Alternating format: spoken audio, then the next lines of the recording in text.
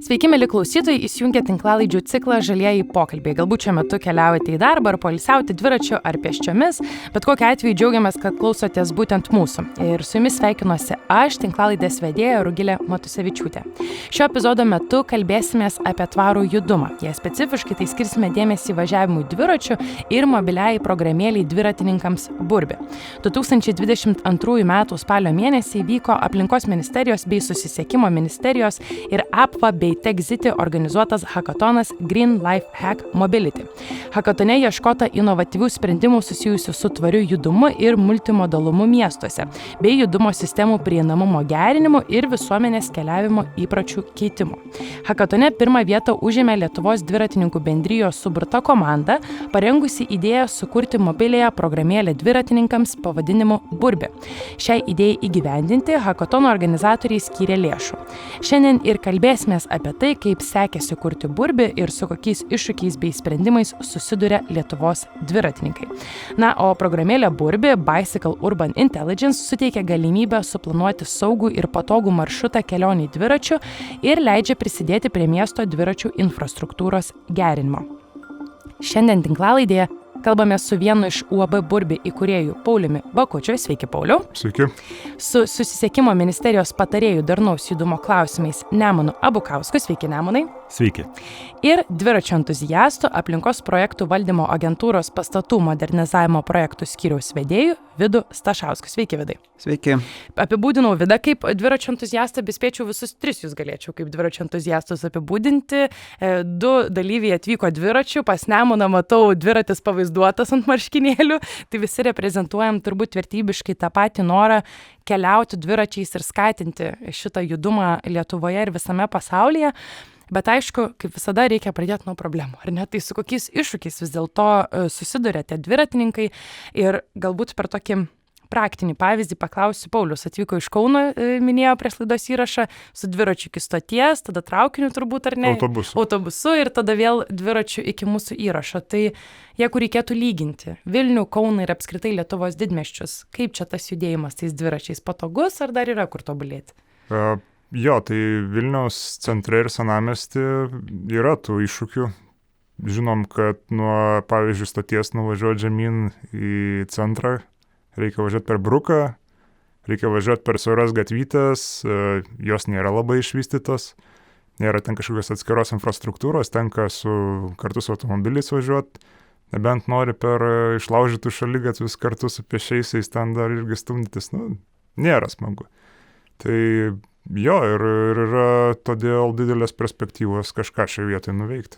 O kaip Kaunas? Pats, kaip suprantu, esate iš Kauno arba gyvenate Kaune, tai palyginti, kaip šitas miestas ar geriau sprendžia tas judumo problemas, nes iš tiesų nėra taip paprasta turbūt jas išspręsti.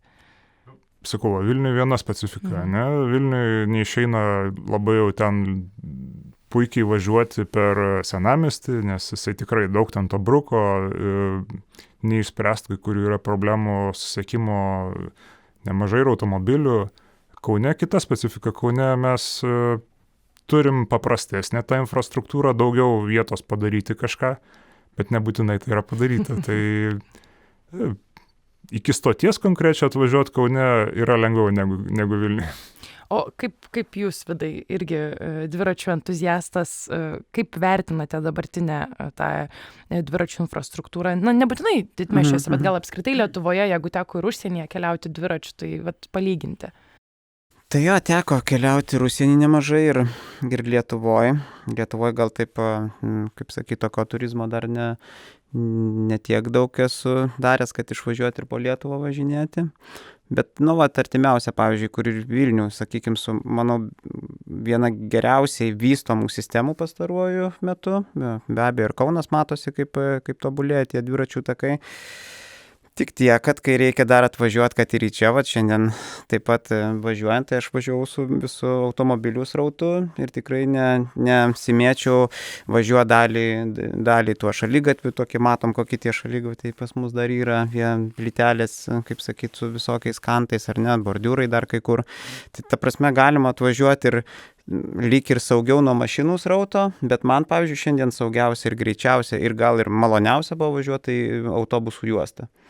Aš nuo Fabijoniškių iš namų išvažiavau, tai, sakykime, visą laiką dviračių juostą, paskui tik pasukau pro žvėryną ir čia jau atvažiavau dviračių taku. Tai dalis atkarpų yra labai fainos ir malonios važiuoti. Dalis atkarpų jos niekaip nesusijungia ir vat kaip kai kuriuos dalykus, manau, įspręstų ir programėlės, toksai planavimas, ką daryti su ta turima gera infrastruktūra. Ir dar kas vienas ir artimiausių metų, sakiau, ir su Vilniaus meru kažkaip tai susisieksim ir pabendrausim, tai yra toks dalykas, statom naują infrastruktūrą, laužom seną. Ir nors ir plytelės yra senos, seni šaligatviai arba dviračių trasos, naujos nutiestos Karoliniškėse. Ir žiūriu, kaip stato statybininkai naujas šiluminės trasas, pavyzdžiui, su didžiulė technika, nesivargina uždenginėti visų šitų trasų, važiuoja per viską, paskui, kai baigia darbus, tą atkarpėlę tokią mažą susitvarkė, visą kitą infrastruktūrą jau vėl aplūžus. Tai jeigu taip pravažiuotumėm ir pasižiūrėtumėm, tai ypatingai šitas rytį statai naują, bet išlaikai visą tą seną arba ją net ir pagerinę. Tai tas prisidėtų, manau, prie. Tai Vidas šiaip kalba apie problemas, kurias irgi mes norim padengti su burbių programėle, tai yra, kad galima būtų pažymėti tokias vietas, kur kažkas kažką sulaužė, kad kiti dviratininkai žinotų ir galbūt net įtakotų jų kelią. Lygiai taip pat turbūt ir valdžios, ir sprendimų priėmėjams, ir valdžios atstovams yra paprasčiau, jeigu jie turi tos duomenis surinktus ir irgi gali lygiai taip pat jais naudotis, nes galbūt ne visada tie kažkokie tai kelio pakitimai nebūtinai yra ten statytojų, bet galbūt kažkas, ar kažkoks vandalizmo atvejis, ar kažkas savo namus beremontuodami ten tos takus gadina, tai turbūt kolektyviai tos duomenų rinkimas padeda visiems miesto tiek gyventojams, tiek sprendimų priėmėjams. Tai ir sukuosi šiek tiek į Nemuną, kuriam tenka turbūt nemažai susidurti su šitais klausimais ir jų sprendimais. Iš to, ką kalbėjo Vidas, man susidarė toks įspūdis ir pačiai keliaujant Vilniuje, dažnai apie tai pagalvoju, kad ta infrastruktūra šiek tiek yra dabar lopyta, nes jos seniau nebuvo, dabar jinai atsiranda ir tikrai nesuabejosim, kad Vilniaus miesto sostinė daug labai skiria dėmesio darniam judumui, jeigu konkrečiai apie Vilnių kalbant, bet ir apie kitus miestus.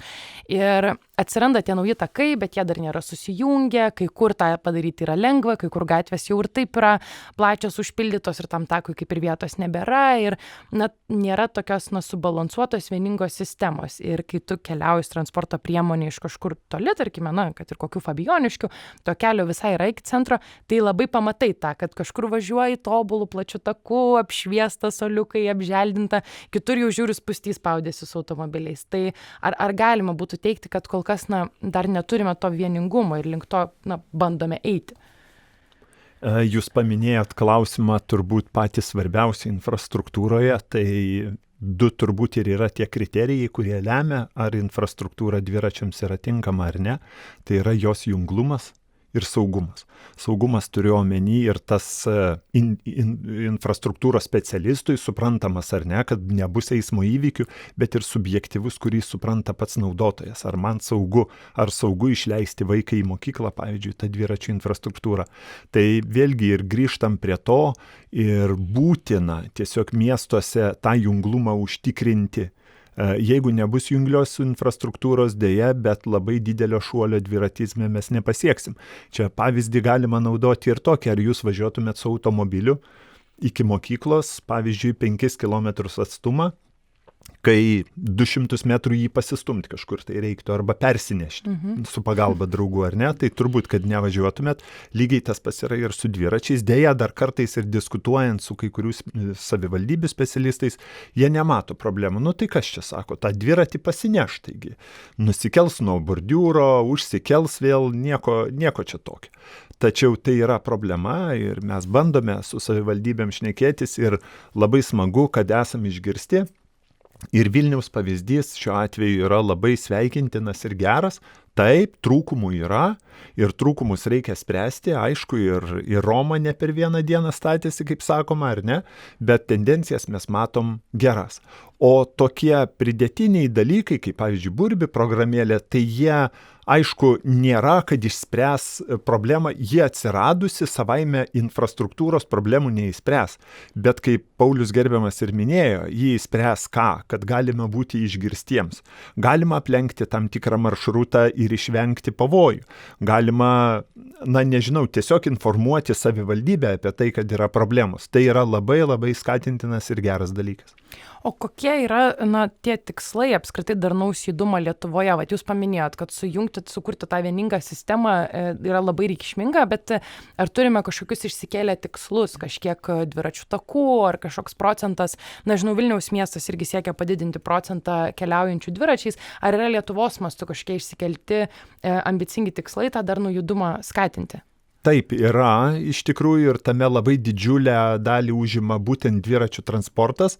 Kodėl? Todėl, kad dviračių transportas yra visiškai netaršus, labai ekonomiškai naudingas, nes paskaičiuokim, kiek žmogui kainuoja nusipirkti automobilį, jį išlaikyti, kūras, prarandamas galų gale ir laikas tiesiog sėdint fotelyje, ar ne, kabutėse, šildomoje ar šaldomoje sėdynėje, nežinau, bet su dviračiu mes skatiname ir net ir visuomeninį sąmoningumą. Yra visuomenė ir sveikesnė, ir darnesnė, ir draugiškesnė. Tai dviratis užima tikrai didelę vertę. Ir mes turim bendrai nusistatę tokius tikslus, kad maždaug iki 2030 metų turėtų būti pasiekta, kad miestuose visos kelionės pėsčiomis, dviračiais ir viešuoju transportu bendrai sudarytų apie 60% viso eismo. Tai iš tikrųjų labai didžiulis yra iššūkis ir aišku, kad spręsti jas reikia iš esmės. Nes pamilti automobilį galima labai greitai ir mes tą matom, ar ne, ir kartais netgi sunku suprasti ir lietuviui įrodyti, kad tas automobilis nėra tau labai jau reikalingas ir niekur jisai geriau tau nepadarys nei susisiekimo prasme, nei laiko sutaupimo prasme ar pinigų sutaupimo prasme. Bet čia jau yra, tikrai dideli iššūkiai ir kultūriniai ir panašiai, bet vėlgi klausimas, aš galbūt tokį pavyzdį pavartosiu. Ar mes žaistume ar priverstume žaisti tinklinį, jeigu nebūtų tinklinio aikštelių, ar ne? Reiškia, vis tiek infrastruktūra yra esminis dalykas. Bet aišku, ir nereiktų pamiršti, kad jeigu ant kiekvieno kiemo pastatysim po tinklinio aikštelę, elementaru, kad visi irgi nepradės žaisti. Ko dar reikia? Gerų paskatų reikia reklamos, reikia paskatinimo ir reikia galbūt šiek tiek sugriežtinimo ir automobiliams.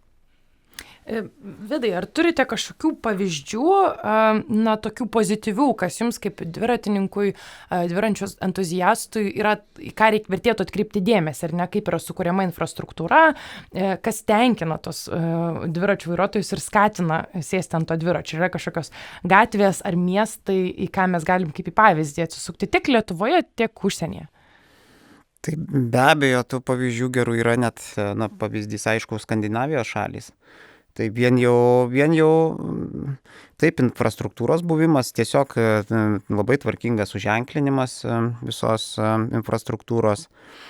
Kitas dalykas, aišku, čia prasideda, bet man atrodo, tai mentalitetas ir aš matau, pavyzdžiui, Švedijoje, turbūt ir pas mus yra keletas darželių, kuriuose jau taip ugdo vaikus. Kiekvienas turi savo dviratuką ir yra padaryta aikštelė, kuriem yra visas eismas. Jie su savo dviratukais dalyvauja eisme ir eismas ratu ir visokiausi dalykai. Ir bet kokio oro. Jeigu galima, aš papildysiu, čia žinokit, tas dviračių transporto įvedimas į bendrą transporto sistemą labai sprendžia daug klausimų, ne tik susisiekimo. Pavyzdžiui, Olandijoje yra pastebėta, žiūrėkit, kaip yra 10-metis Piplys, jisai tiesiog grįžta iš mokyklos savarankiškai su dviračiu, čiumpa kamuolį ir bėga pas draugus, ar ne? Todėl, kad infrastruktūra yra saugi ir jis turi transporto priemonę, kurie gali judėti pats. Ar ne? Nes pas mus dabar yra sudaryta tik tai automobiliams sąlygos važiuoti, reiškia, aš turiu sulaukti 18 metų, įsilaikyti teises, man tėvai turi nupirkti automobilį, ar ne? Tai yra brangu ir mes apribojam jaunuolių judėjimo laisvę. Ir dėl to mūsų jaunimas ir laukia labai to 18 metų, kad nusipirktų automobilį. Dviračių infrastruktūrai, ji leidžia mums laisvai judėti ir tai yra labai gerai, nes, įsivaizduokit, kokioj Amerikoje, Kanadoje, kur ten automobilių eismas, ar ne, tai ten vaiką 12 metų pamačius gatvėje turbūt policija susidomėtų, ką jis čia veikia, ar ne? Vienas, nes ten tėvai jį nuveža į mokyklą, parveža ir panašiai, todėl kad nėra išvystytos tos kultūros. Tai yra labai svarbu miestams. Tai jo, tai viskas ir žinot, šitas dalykas labiau netgi prasideda nuo tėvų. Čia nuo tėvų, nuo mokyklos, nuo auklėjimo.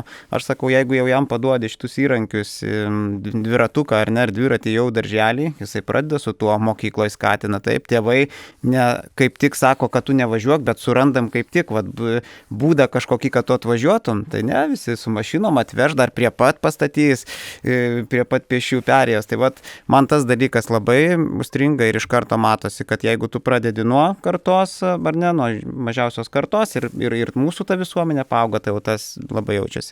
Tas pats važiavimas, dėl ko ne tik ta infrastruktūra, bet sakau, vairuotojų supratimas ir pakantumas. Kai tu pabūni tuose visuose vaidmenyse, tau nekyla kažkokių tai agresijos priepolių, kur čia tas dviratininkas važiuoja ir visai neseniai pro mane pralekia Q7 su savo signalu baisiniu, žinai, šalia ant kokių 70 mieste ir, žinai, ir jisai niekaip nesupranta, ko aš čia važiuoju tuo dviračiu. Tai va tas, ta prasme, grįžus į Lietuvą dar kol kas labai jaučiasi nepakantumas dviratininkų iš karto, lyginant, jei tu grįžti iš bet kurios Skandinavijos šalies. Pamatė tave su dviračiu, tave iš karto, iš toliau parodė ranką, praleido, tu važiuosi, tu nevažiuosi, susirodysi. Čia dar toli gražu iki to ir mes turim, kaip sakyti, šitas gerbti vieni kitus gatvėje ir mokytis mandagumo. Nesakau, kad ir dviratininkai visi yra pavyzdys, taip, tai mato, kai važiuoja per pėsčių perėjas. Tai man pirmiausia atrodo, kad reikia tą empatiją ir mandagumą eismo dalyviam visi kokie bebūtų. Ar tai yra pėsčiasis, ar tai yra dviratininkas, ar tai yra dabar pas mus paspirtukai tie labai populiarūs, ar ta pati, kaip sakyt, mašina, ar ne, kurie neišvengiamai kartais reikia irgi naudotis. Tai čia Tie mąstysenos ar ne pokyčiai, aš labai pamenu istoriją, draugas gyveno Amsterdame, Olandijai, turbūt vienas geriausių pavyzdžių tos tokios jau intensyvios dviračių infrastruktūros, kur turbūt dviratininkas yra ten pabuvus, supranti, kad dviratininkas aukščiau yra automobilio ir ten tai yra ta transporto priemonė, kuri diktuoja visą srautą. Ir jis pats pasako, kaip važiavo dviračiu ir mergina priešais jį važiavo irgi dviračiu, ar lyg telefoną rankoje laikė.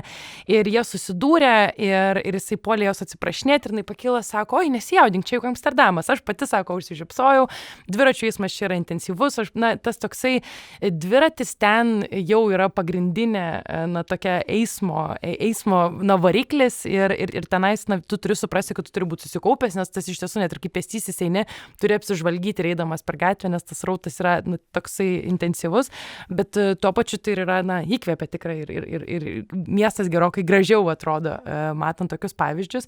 Aš dar šiek tiek noriu ir Pauliaus paklausti apie tos tokius mentaliteto pokyčius, ar ne, kokių galbūt trūksta mūsų visuomenė. Dabar taip jau pakrypo kalba apie tai, kad taip be abejo turi būti infrastruktūra, bet turi ir keistis požiūris, ar ne? Tai ko trūksta jūsų akimis, kad ta problema spręstųsi ir daugiau žmonių sėstų vis dėlto ant dviračių ir ar tai tikrai nuo vaikystės turi būti ar kažkoks tiesiog, kaip jums atrodo? Aš šiaip noriu paantrinti Vidui, kad jisai sako, pasitaiko dar, kad pravažiuoja Lietuvoje ten 70 ten pro pat vairą, bet aš jau daug metų, 15 metų intensyviai minu ir daug gatvėmis, nes taip pradėjau minti. Ir galiu pasakyti, kad per tą laiką tikrai pasikeitė vairuotojų kultūra, jų vis mažiau elgiasi agresyviai dviratininkų atžvilgių, vis lengviau yra važiuoti, vis maloniau. Taip, tuo pačiu atsiranda daugiau infrastruktūros, galbūt tada ir mažiau pykčio tarp vairuotojų ir dviratininkų.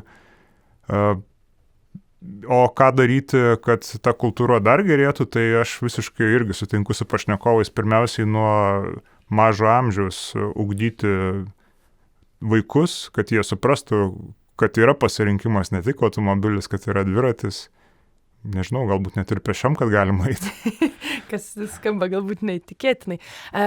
Papildyčiau irgi tam, šiaip vertėtų pagalvoti ir apie dovanas, pavyzdžiui, vaikams ar ne. Ir man atrodo, kad vis daugiau nuperka tokių dviratukų, bet prisimenu, kaip pasakojo dukra, kad jinai, pavyzdžiui, iš klasiokių, tai dabar dukrai mano 25 metai, jinai pasakojo, kai iš klasiokių turėdavo dviračius, man atrodo, jinai ir gal dar būt viena, visa klasė praktiškai net dviračių neturėjo, nes buvo tas laikas, kada visiems reikia kažkokių kitokio transporto ir čia dviratis nebuvo visai net minimas. Tai vat, per tiek laiko, manau, didelis pokytis jau yra į tą ir plus net tuos mirksiukus vaikams reikia kažkokius čia, kur ten jokio nereikia mąstymo, net tik dar labiau skatina lėlytę, kuri ten groja kažką tai daryti, bet galbūt vat, kaip tik tokias priemonės, kuriuos skatintų judėti nuo tų balansinių dviratukų, nuo dar kažkur vaikui kaip tik duoto, kaip sakyti, judėjimo. Jo, bet čia turbūt dar reikėtų kalbėti apie tai, kad vaikai dabar turi tas priemonės judėti,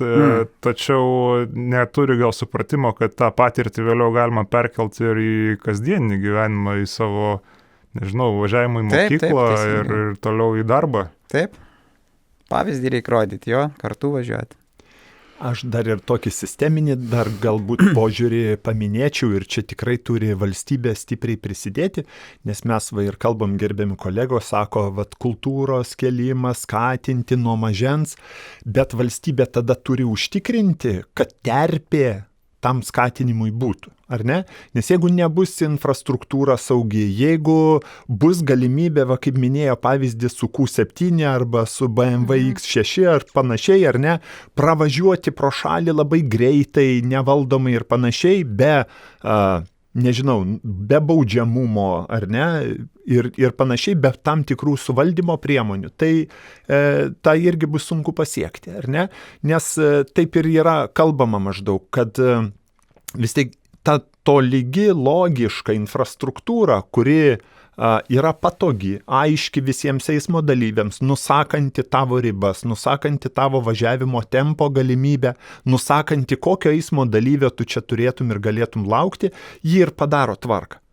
O tas toks keitimas kultūros, kad skatinti, kad tu būk atsakingas, nelėk labai greitai, nes gali būti kitas vaikas šalia ar ne ir panašiai, jis ateina per tam tikrą laiką, per metus ir tikrai, kaip kolegos paminėjo, keičiamės mes tikrai į gerą ir tikrai sąmoningumas jaučiasi, tikrai tų eiklių labai vairuotojų pasirodyti mėgėjų jų tikrai mažėja, bet jų šiek tiek yra, reiškia, pati infrastruktūra turi būti tokia, kuri turėtų nebūti pataikavimas automobilių vairuotojams. Ji turi būti tokia, kad skatintų visų eismo dalyvių patogias ir saugias eismo sąlygas. Taip, ir šiaip turbūt visi, kam tekę važinėti daugiau dviračiais, pasakys, kad kartais važiuojant dviračiu tu truputėlį spėlioji, kur dabar tau reikėtų būti, nes kai tu važiuoji šaligatviu, tai pėstieji caksi burba, nedaug dievė dar paskambinsi, kad pasitrauktų į šoną, ar ten kažkaip maloniai atsiprašysi, nepatenkinti, galvos, ko jis gatvė nevažiuoja.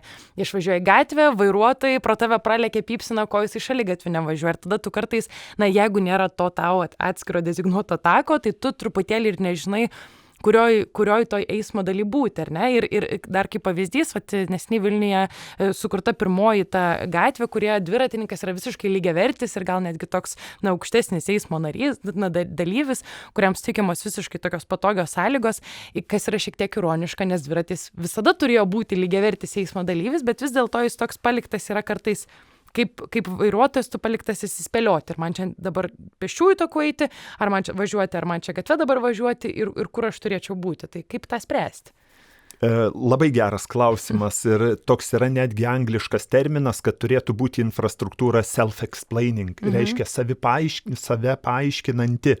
Tai yra neturi būti klaustukų, kaip aš čia turiu važiuoti, kaip elgtis ir panašiai. Tai vėlgi mes grįžtam prie to, kad per infrastruktūros tam tikrus dalykus logiškus, įprastus, aiškius, per spalvas, per pakeltas dangas, per susikirtimus sankryžose, kur dviračių jau tikrai Vilniuje galime tokių pavyzdžių tikrai pamatyti daug ir jie tada savaime sutvarko tą santykį automobilio, pavyzdžiui, ir dviratininko, nes ir automobilio vairuotojas jis supranta, kokią infrastruktūrą kerta, šalia kokių eismo dalyvių jis važiuoja. Bet čia reikia ir kompleksinio požiūrio ir dėl to susisiekimo ministerija, ir šiuo metu mes atnaujiname dviračių transporto infrastruktūros planavimą ir projektavimą reglamentuojančią normatyvinę bazę. Kas yra? Tai ten ir bus nurodyti tie pagrindiniai principai planavimo miesto lygmenį ir tada projektavimo, tinkamos infrastruktūros. atsižvelgiant į automobilio santykį, atsižvelgiant į jų eismo intensyvumą, atsižvelgiant į visų transporto priemonių eismo intensyvumą, atsižvelgiant į kokios yra šalia ten ar visuomeninio įstaigos kažkokios ir panašiai, pagal tai turėtų būti suplanuota infrastruktūra ir po to ji nuosekliai įgyvendinama. Nes mes ką ir pastebėjom, tam tikrų sprendinių gerų yra, bet į juos atvažiuoti ir pažiūrėti kaip į muziejų. Tai vėlgi, sakau, to junglumo trūksta, to požiūrio, tai iš kur iki kur ta infrastruktūra bus ar ne, nes ji neveiks, jeigu tėvai vaikam pasiūlys, nagi kraukimės dviračius ant automobilio, nuvažiuokim iki tos infrastruktūros, nusikraukim dviračius, ją pavažinėkime ir po to vėl automobiliu grįžkim namo. Taip netinka, aš išėjau iš namų ir šiandien nutariau važiuoti dviračiu ir man visas maršrutas nuo iki turi būti pasiekiamas dviračiu. Taip, čia kaip tos tokios parodinės gatvės, kaip pravažiuoju ir galvoju, oi, kaip čia malonu važiuočiau, jinai baigėsi ir staiga tu kažkur tarp duobių važinėjai, jau gatvė suspaustas ir tik tai prisimeni, kaip buvo gera važiuoti praeitą gatvę. Kaip gali atrodyti ta infrastruktūra, kad tarkime didmiesčio gyventojas, jis atsikelia namuose, pasiema savo dviratį ir nuvažiuoja, tarkime, iki ežero išsimaudyti ir parvažiuoja atgal. Ar yra jau tokių pavyzdžių, ar vis dėlto dar turime padirbėti, kad tai nebūtų tik tai kažkokios trumpos atkarpos arba trumpi maršrutai, kad tai būtų visiškai visus žmogaus keliaujančių dviračių poreikius įgyvendinanti infrastruktūra? Turbūt jau gerų pavyzdžių yra, bet čia turbūt reiktų paklausti kolegų, kurie tikrai intensyviau už mane mina dviratį, nes aš važiuoju dviračiu dažniausiai kiekvieną dieną į darbą. Nes viena yra mieste ir taip, kita yra jau už miesto. Nuo namų iki darbo. O kodėl, jeigu manęs paklaustų, tai todėl, kad yra tinkama ir adekvati infrastruktūra. Žinau, kaip joje elgtis, man viskas aišku, aš matau santykį su automobilių vairuotoju, jis man tinka, aš nebijočiau tą infrastruktūrą jau leisti ir savo vaikų, ir tai yra turbūt kertinis dalykas. Nes dažniausiai tas ir yra, ar mes, turbūt reiktų atsakyti į klausimą, ar mes savo vaikui leistume vienam važiuoti šitą infrastruktūrą. Ir jis, žinot, dažniausiai ir būna, gali būti 10 km gero tako ir tik tai 10 metrų bus nesaugus sprendinys ir tėvai vien dėl to neleis savo atžalų ten važiuoti, nes sakys, takas yra nesaugus, tiesiog dėl kelių metrų. Čia turbūt po truputėlį periname iš tos tokios, miesto infrastruktūros iki platesnės jau apskritai kelionių ir tarp miestų, ir turizmo tikslais. Tai jūsų patirtis, Vidai ir Pauliau, ar čia dar daug tų problemų yra? Nes man kartais susidaro įspūdis, kad tos tokius kaip ir pėsčiųjų takus kažkur gamtoj, ar ten tolimesnius dviračių takus, kaip ir po truputį kuriam, bet ne visada yra jungtis su pačiu miestu, arba tai yra, vėlgi tokios kažkokios atkarpos. Tai ar jums teko kažkokius tolimesnius atstumus keliauti ir kaip tai atrodo Lietuvoje? Jo, tai aišku, kaip ir kalbam, yra ir labai gerų pavyzdžių, girdėjau, pačiam neteko važiuoti, bet girdžiu, žmonės kalbant ypatingai iš Vilniaus važiuoja link Kulautuvos, iš Kauno link Kulautuvos, ten Panemunė visas tas dabar naujas, turbūt ar pritaikytas tas dviračių takas eina ir girdžiu tikrai žmonių. O šiaip pas mus aš tai labiausiai pradėčiau nuo to. Dviračių turizmas yra labai sveikintina turizmo rūšis, jinai yra labai draugiška gamtai pirmiausia, viskuo ir labai naudinga žmonių sveikatai. Vienas dalykas, kad tu gali savo, skaniai ir daug valgyti, nes tu tą energiją sunaudosi. Taip. Ir tu tuo pačiu metu judi, tu, kaip sakyti, gauni tu geros nuotaikos, tu jauti tikrai pačią, kaip sakyti, gamtą, viską. Aš tai prilyginu, tai sakau, važiuojamas dviračių yra 4 arba 5D, tai yra efektai visi, ar ne, paskui juos galima bus papasakoti, bet tai tas ir ką sakyčiau, iš aplinkos ministerijos pusės labai skatinčiau, tai yra mes turim, sakykime, 4 nacionalinius parkus, galybę regioninių parkų, taip, ir aš manau, kad pagrindinai jie turi sietis su dviračių infrastruktūros susisiekimais, kad tu galėtum iš vieno nuvažiuoti į kitą. Dabar labai buvo fainas toks dalykas ir mačiau, kiek tai paskatino, pavyzdžiui, turizmo, kaip pastatė apžvalgos bokštus, taip. Jie visi dažniausiai, aišku, pasiekim mašina ir toks būna, mašininis turizmas. Tai nežinau, ar tokį pavyzdį taikyti ar dar kažkokį, kad va tuos objektus tu laisviausiai galėtum išvažiavęs regione, apsukti ratą ar, nežinau, patogiai sugrįžti, išvažiavęs dviračiu su šeima, draugais, dar kažkaip tai. Ir kad saugiai tikrai galėtum tuos dalykus pasiekti. Tai pradėti ar nuo žymėjimo, ar nuo dar kažko su turima infrastruktūra, o po to jau nusimatyti, ar čia tikrai nebus greitas dalykas, bet, pavyzdžiui, iki 50 metų ar iki kažkurių įsidėti tokius tikslus ir vystyti tą dalyką, jeigu norim kažkokį tai tikrai progresą tam pasiekti. Čia turbūt geras pavyzdys yra piligriminiai arba pėsčiųjų takai, Camino Lituano, Baltic Forest Trailas, kur juos sudėliojus, tikrai ir turistų gausa, ir tie patys lietuviai atranda alternatyvų kelionių būdą po Lietuvą. Tai nemanai, ar galim tikėtis kažkada Lietuvoje, o gal būt jau yra tokių dviračių takų, ilgesnių maršrutų, kurie leistų ir užsieniečiams, ir lietuviams keliauti tvariai ir saugiai? Galima tikėtis ir ne tik galima tikėtis, reikia viską daryti, kad tai būtų. Yra turbūt gal tokį iš junglesnių reiktų paminėti Eurovelo 10 pajūrio trasą, kuri jau galima sakyti, kad iki Latvijos pasienio ten trūkis yra ir dabar diskutuojama su Latvijos puse, kurioje vietoje turėtų jungtis lietuviškas ir latviškas dviračių takas, bet tai yra vis tiek dar lašas jūroje. Aš galbūt tiesiog irgi leisiu savo nukrypti ir sakau, ir susisiekimo ministerijos tikslas yra, gal taip nuskambės kažkaip nelabai skaniai, bet visų pirma ne turizmo skatinimas, o dviračio kaip transporto priemonės ir transporto modos įtraukimas į pilnavertį gyvenimą miestų teritorijose. Nes ir mūsų atžvilgių galvojam taip, jeigu kasdieną aš galiu nuvažiuoti iki mokyklos, iki parduotuvės, iki darbo savo, ar ne, su dviračiu patogiai, taip pat kaip su automobiliu, ar ne, aš jau tada pradėsiu galvoti ir tolimesnius, ieškoti horizontų. Tada man jau reikia ir iš miesto išvažiuoti, aplankyti kažką ir panašiai. Reiškia, mes turim struktūrizuoti ir dabar skatinam labai stipriai. Ir matom labai didžiulį norą ir poreikį savivaldybėse, kad savivaldybių miestai viduje vystytų, kad pačiam mieste dviračių transportas taptų gyvybingas. Ir tada, žinot, kai užauga visuomenė, jai pasidaro tiesiog per mažai vietos. Jie sako, duokit mum ir daugiau. Tai pradedi nuvažiuotus kilometrus skaičiuoti ir galvoja, jau aš noriu daugiau, ne 10 per dieną numinto, gal 20 ir 30. Reiškia, po truputį turime eiti, nes ir dabar ir šnekam su už turizmą atsakingom institucijom. Tikrai matom didžiulį poreikį. Neturim net sistemos, kaip ženklinti vieningai tą sistemą, ar ne? Kad nebūtų, kad Zarasų rajone vienaip suženklintos, Skuodo rajone kitaip suženklintos. Mes turime vieningą sistemą sukurti, mes turim vieningai kažkaip pradėti diskutuoti, nes tam tikros trasos, žiūrėkit, kokie iššūkiai yra. Jeigu ji nuo Vilniaus iki Zarasų, sakykime, bus, ar ne, tai žiūrėkit, kiek jį kirs savivaldybių, ir Molėtų, ir Zarasų, ir Anykščių galbūt rajonų kažkur praeis. Reiškia, tos visos savivaldybės turi būti įtrauktos turi būti, ar ne, mes turim visi suprasti tą poreikį.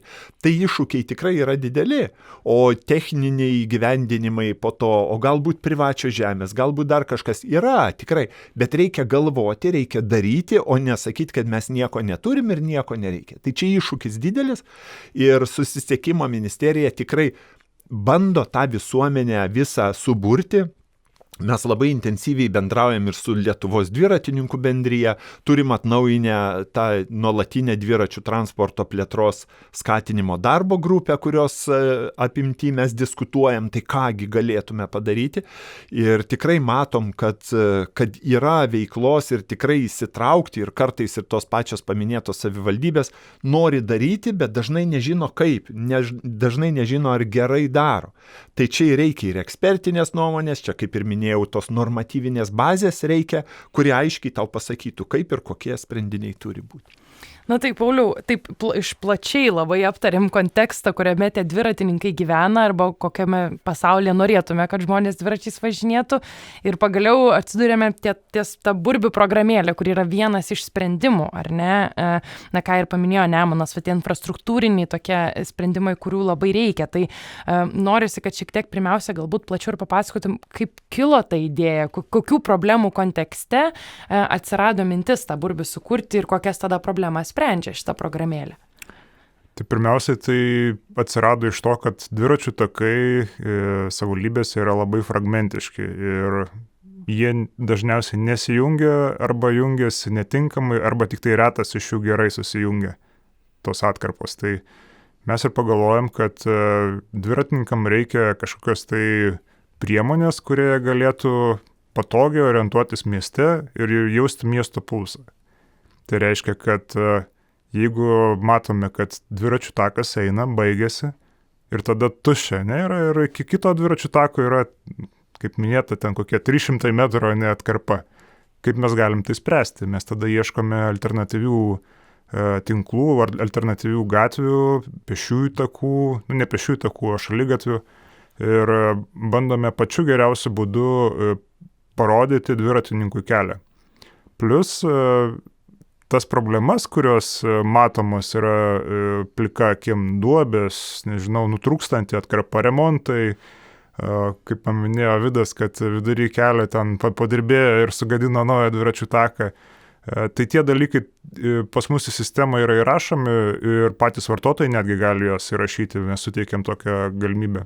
Ir tokiu būdu kitam vartotojui jau yra pranešama, pasiūlomas visai kitoks kelias.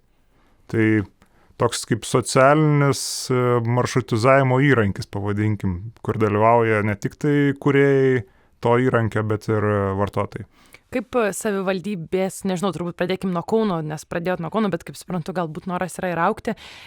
Ar džiaugiasi, nes iš tiesų atlieka didelę duomenų analizę, kurią jie po to gali irgi pamatyti tiek keliautojų žymimas problemas, tiek lygiai taip pat jūs žymint, kad kažkur kaip ir pažymėtas dviračių takas, bet realybėje tai yra tiesiog šaligatvis. Tai ar naudojasi jūsų programėlės teikiamais patogumais, ar maloniai bendradarbiauja, ar vis dėlto dar yra tas toks čia yra pilietiška labiau iniciatyva, o savivaldybė užsiema savo atskirą infrastruktūros plėtrą ir administravimu?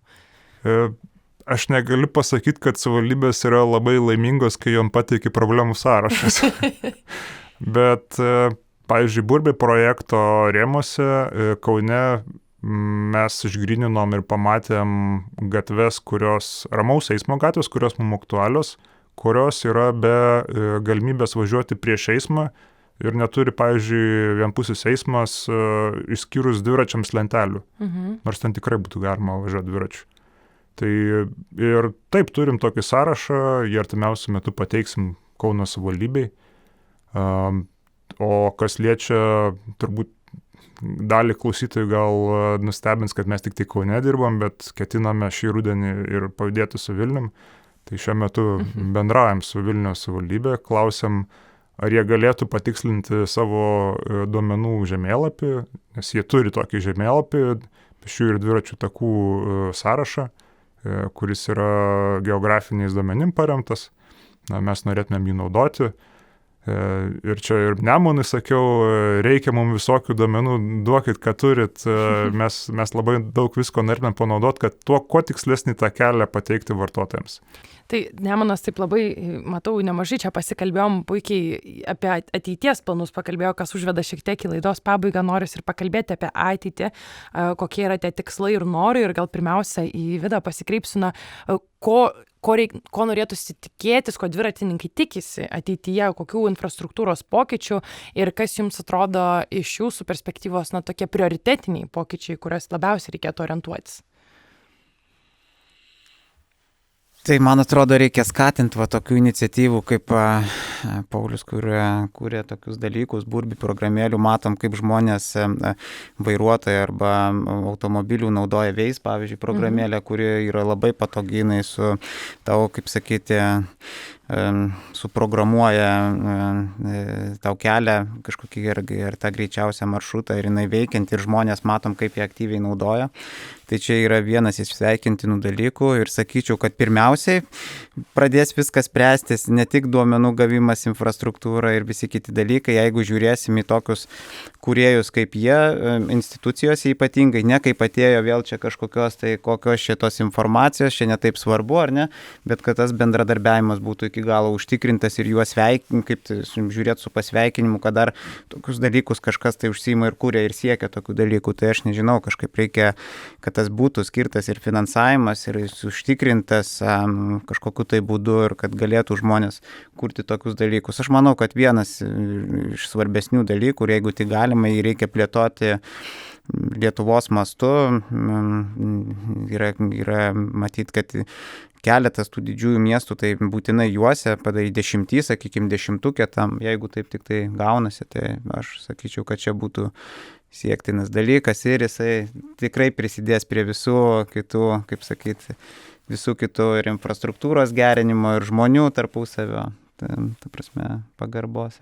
Aš gal galėčiau pridurti, kad turbūt sprendimų priėmėjams vertėtų ypatingai, jeigu darnaus judumo srity dirba, pradėti dviračiais važinėti. Nemanai, ar galima tai pasakyti, kad ir jūs, ir kolegos turbūt geriausiai pamatai problemas, jeigu pats ant to dviračio atsisėdi ir pavažinėjai į darbą, labai greitai tada susiduri su to, kokie tie pokyčiai turėtų būti, nes kartais, kaip ir jūs minėjot, pasižiūri šaligatvį, jeigu tu dviračiu nevažinėjai, atrodo, be problemų čia to pravažiuočiau aš su dviračiu, kai tenka pačiam į darbą su dviračiu važiuoti. Situacija pasirodo visai kitokia. Tai galbūt nuo to reikėtų pradėti, kad kuo daugiau žmonių dirbančių darnaus judumo srity patys darnų judumą ir propaguotų.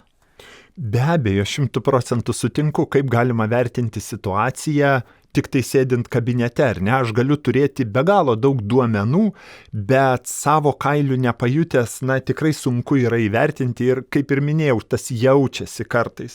Ir iš projektuotojų, iš savivaldybių užsakovų, kad sako, tai čia automobiliam padarėm, pėstysis kažkaip perbėgs kelią, nes jis turi būti arba greitas, arba negyvas, ar ne? O dviratis, tai tilpo padariau, netilpo nepadariau. Toks požiūris visiškai yra atmestinas ir reikia vertinti taip, kad dviratis yra ta transporto priemonė, kurią kaip ir automobiliu, kaip ir pėsčiomis turiu pravažiuoti. O savo kailių, kaip ir minėjau, nepajutęs, tikrai būtų sunku įvertinti ir pasakyti. Ir čia gal papildint dar tokia mintis, aišku, daug ką galim sakyti, kad sezoniškumas pas mus tas yra, ar ne, ir jis atseit dviračių gali tik kažkokį gana trumpą sezoną, bet gal reikia rodyti kažkokius, nežinau, gerus pavyzdžius, juos kažkaip skleist, kad tai yra, sakykime, visų metų transporto priemonė.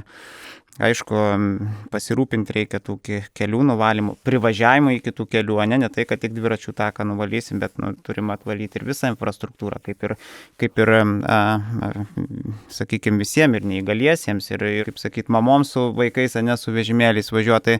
Netgi čia tas rytis ir vystymo netgi ir būtų, tikrai galima apsijungti kelias rytis, tai yra vaikų auginimas, taip, tai yra neįgaliųjų, ar ne, integravimas, visi tie dalykai reikia rinką riedėti, taip, dar netgi sunkiau su tom transporto, jeigu tai pavadint, su tais transporto priemonėm pririedėti negu su dviračiu, tai aš manau, kad čia šitas dalykas irgi. Taip, nemanai. Mes netgi taip, ačiū, kad dar tokius išskiriam 3 paradoksus Lietuvai, kas iš tikrųjų tokius sudaro, visuomeniai neigiamybės. Tai pirmasis paradoksas yra, žmonės sako, tai ką jūs čia ant dviračių lietuvių užsodinsit, nei jokių būdų, lietuvis labai myli automobilį. Bet padarius apklausas, žinot, 99% kablelis dar moka važiuoti dviračiu. Ir 58% iki 60% važiuotų daugiau, jeigu būtų tokia galimybė. Ir ne tik galimybė važiuoti, bet netgi pasirodo yra didžiulė problema ir saugojimas dviračio ir panašiai. Reiškia, reikia spręsti šitos dalykus ir tikrai žmonių daugiau bus ant dviračio. Antrasis paradoksas, tai kurgi, sako, labai kalnuota Lietuva. Kai turim aukščiausią aukštojaus kalną, kiek jis ten 200 su viršų metrų, ar ne, tai viena plokščiausia Europos valstybių ir mes sakom, kad ji kalnuota. Tai irgi neteisybė. Ir trečias dalykas, ką ir gerbiamas kolega paminėjo, tai kad netinkamas klimatas, tai iš tikrųjų net ir švedai mėgsta juokauti, nėra netinkamų sąlygų važiuoti dviračiais, yra netinkama pavara. Apie klimatą jie net nešneka, čia iš tikrųjų, jeigu yra tinkama infrastruktūra, ji nuvalyta laiku ir panašiai, tai tikrai nėra problema, ar tai yra plus 20 ar yra minus 20. Tikrai ir švedukai į mokyklą mina, pipirai, kaip minėjo kolega, ar žiema, ar vasara. Ir čia tikrai ne problema. Taip, ir šiaip ir su klimato kaita daug kas paliudys, kad ir to žiemos, ir to sniego nebelabai yra. Ir kas važiuoja žmonės visus metus, sako, kartais gal sausio mėnesį kokią pertrauką padarau, jeigu ten labiau užsninga. Bet iš esmės jau tie šaltieji sezonai prie plus 4, tenai su šiltesnė striuke ir pirštinėm, nebe taip ir sudėtinga važinėti. Dar šiek tiek apie ateitį noriu ir Pauliaus paklausti apie programėlės ateities tikslus, kur jie augs, Vilniaus miestas, gal visa Lietuva, gal net ir užsienis, kokia yra vizija augti. Nes aš dar taip įsterpsiu, daug kas važinė dviračiais, tai skundžiasi, kad tos tradicinės žemėlapių programėlės jos neturi tos funkcijos, ar ne, paspausti, kad kaip man dviračiu nukeliauti. Tai galbūt Burbi ir bus ta programėlė, kuri šitą galimybę suteiks. Jo, tai Burbi programėlė pirmiausiai sprendžia tą problemą, kaip jūs minėjot, Google Maps tie patys, jeigu aš užsistatau pėsčiomis, tai mane veda ten kokiais nors laiptais, o jeigu automobiliu, tai aplinkui su visų srautu irgi, nepatogu, taip. Nesaugu ir taip toliau. Mūsų ateities planuose tai pirmiausia yra susirasti finansavimą, nes norim tikrai daug funkcijų naujų įdiegti, labai priklausys nuo to, koks tas finansavimas bus. Ir, pavyzdžiui, vienas iš variantų finansavimo tai dirbti su kurjerių įmonėm, tokiam kaip Bolt, Volt, Last Mile, yra užsienio variantų, kurie turbūt konkretus, nesvarbu kaip vadinasi, bet tiesiog pilna jų. Tas pats Uber Eats, pavyzdžiui, yra. Tai ir jie irgi turi problemą, kad pristatymas ypač kurjeriam nežinančiam gerai miesto yra svarbus ir kad jisai galėtų saugiai, efektyviai tą maistą pristatyti greitai, vienas iš sprendimo būdų. Tai mes labai jau po truputį bandom, šnekamės, yra kontaktai, o mūsų sistema iš tikrųjų, tas socialinis aspektas, jisai labai padeda tobulinti tą žemėlapį. Tai kas be ko mes ne tik tai imsime žemėlapių duomenis, bet ir grąžinsime tam tikrą dalį visuomeniai už tai, kad jie mums padeda. O grąžinsime pirmiausiai tai tuo, kad kol kas programėlė yra nemokama, ją galima parsisiųsti, kad ir dabar, nuėjus Google Play. Ateityje bus ir iOS, iPhone'uose, kol kas dėja finansavimas dar ribotas to klausimu. Ir mes norime padaryti socialinių įrankių, kur dviratininkai ne tik tai galėtų papasakoti apie savo problemas, bet galėtų ir pasidžiaugti, galėtų netgi galbūt susipažinti. Bet tokių visokių idėjų yra. Čia geros iniciatyvos ženklas, kaip perspektyvų daugiau negu spėja apriepti. Tai tik tai rinktis, kurioje srityje augti ir kurios miestus toliau apjunginėti. Tai linkiu labai didelės sėkmės ir noriu padėkoti savo pašnekovėms šiandien už pokalbį. Šiandien priminsiu, kad kalbėjomės apie tvarų judumą, specifiškai tai judėjimą dviračiais Lietuvos miestuose ir programėlę Burbi, kuri leidžia šiuo metu Kauno miesto gyventojams, bet nebijoju ateityje ir kitų miestų gyventojams judėti patogiau dviračiais, rodant patogius tinkamus kelius, žymėti kažkokias infrastruktūros problemas ir panašiai. O šiandien su manimi kalbėjosi vienas iš Burbi įkūrėjų Paulius Bakutis, tai dėkoju Pauliu už pokalbį. Ačiū. Taip pat Susisiekimo ministerijos patarėjas darnaus judumo klausimais Nemunas Abukauskas. Ačiū Jums, Nemunai. Ačiū Jums taip pat. Ir aplinkos projektų valdymo agentūros pastatų modernizavimo projektų skyriaus vedėjas Vidas Stašauskas. Dėkoju Vidui. Dėkui Jums. Tai ir dėkoju taip pat ir klausytojams, kurie skirėte laiko sužinoti daugiau apie tvarų judumą ir linkiu susiklausyti kitą kartą. Iki. Žaliųjų pokalbių laidų ciklas sukurtas įgyvendinant LIFE programos integruotą į projektą Energijos efektyvumo didinimas Lietuvoje, kuris yra finansuojamas ES LIFE programos ir Lietuvos Respublikos lėšomis. Tinklalaidės epizoduose pateikiamas tik jų kūrėjų požiūris ir Europos komisija nėra atsakinga už bet kokį šios informacijos panaudojimą.